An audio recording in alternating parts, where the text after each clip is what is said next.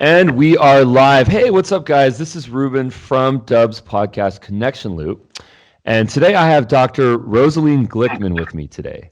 And Rosalene has a really interesting journey. She actually started in education and she climbed the ranks, and she's in a very interesting situation with a completely unique strategy, optimal thinking. Rosalene, let's get into this. Talk to me about where you came from, how you got there, and what you're up to.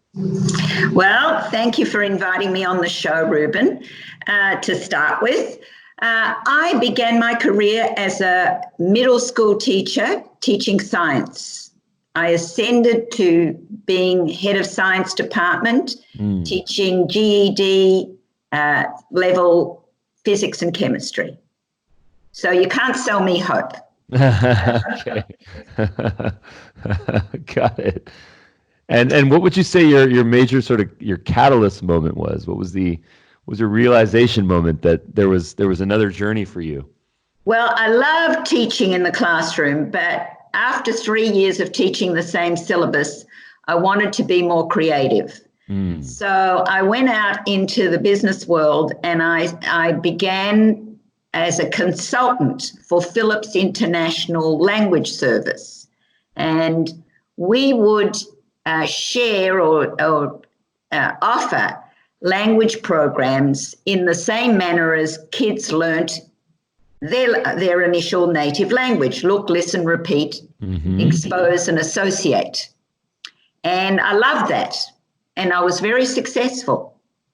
And during that period, I came across some leadership programs, success programs, motivational programs. And I said, that is what I want to do for the rest of my life. I want to teach the formula for success. I want to teach personal leadership. And so I got educated. And as a result, I started working for companies like Mercedes-Benz Australia when I lived in Australia at the time. And the media discovered me.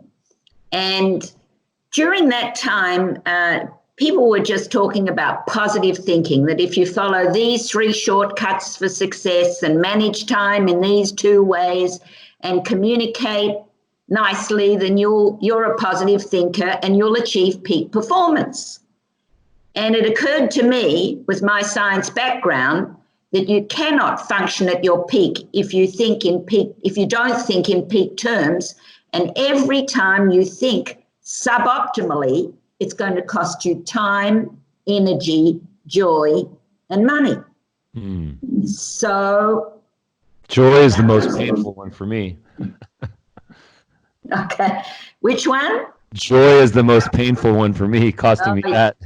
Yeah, you got to stay in the flow of the optimal and being your best self, and joy automatically comes your way. So not without the challenges and trials and tribulations of life, but knowing that you're on your optimal path always gives you a sense of the best possible sense of security. So going on from that, I formulated the optimal thinking. It's just like, the green exists in nature, but once you know the blue and yellow make green, you can reproduce green consistently.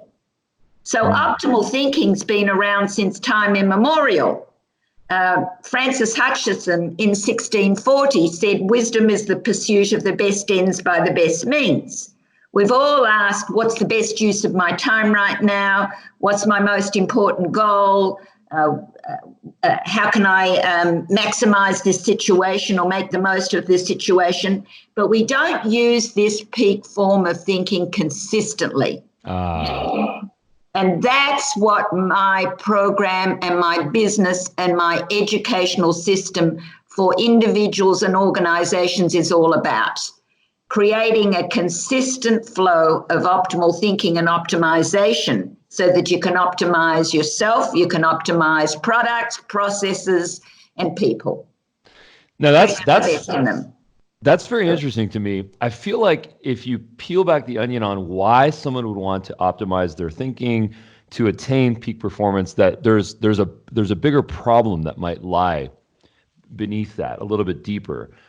Potentially someone thinking that they're not good enough, someone falling into being more complacent, being potentially lazy, not fulfilling their full purpose, not maybe having confidence.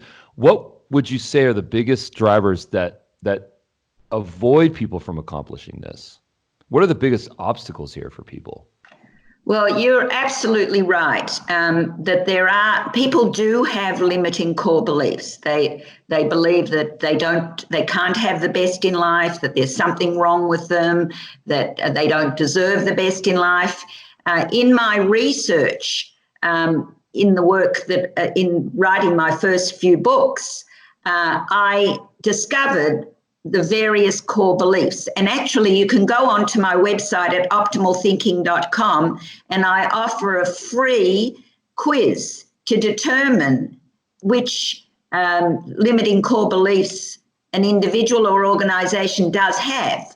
So and you can overcome them. They're not a life sentence, but the first thing is you have to identify them. So there are three actual aspects to becoming a consistent optimal thinker. One, you have to consciously choose.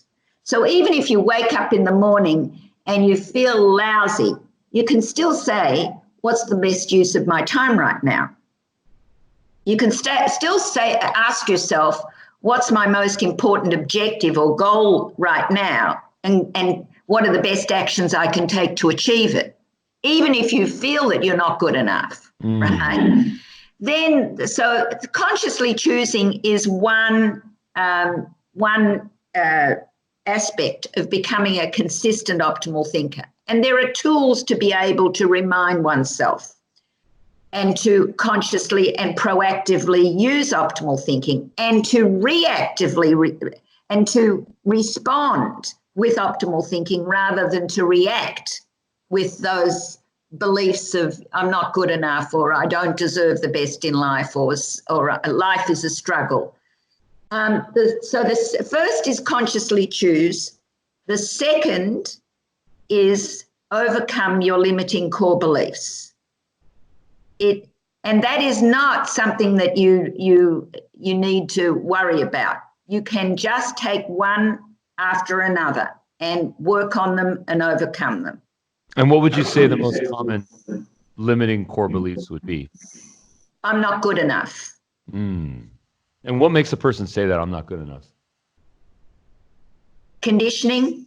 A parent might have said, you're not good enough. A parent might have compared you to a sibling, and you may have come out second or third best.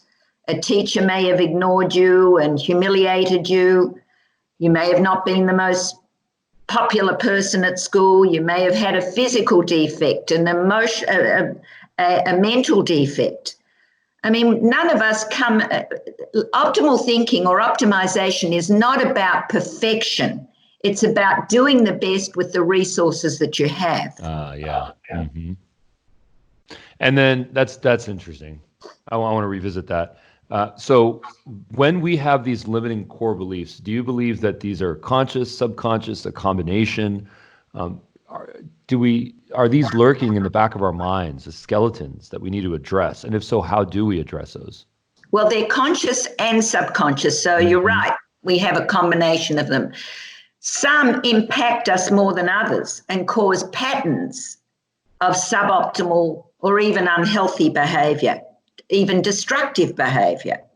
So you might have someone who performs really well in an organization and then sabotages once they're getting the recognition that they might be afraid of recognition and go between being comfortable in their own shoes and then being uncomfortable by being in the limelight. And so they sabotage. They're all so becoming aware of patterns of behavior is usually a starting point. Destructive or unhealthy patterns of behavior With Dub, you can easily send your business videos from Gmail, LinkedIn, CRMs, and so many more places, but you don't have to take my word for it. Absolutely perfect. Screen records, landing pages that can really help businesses to grow.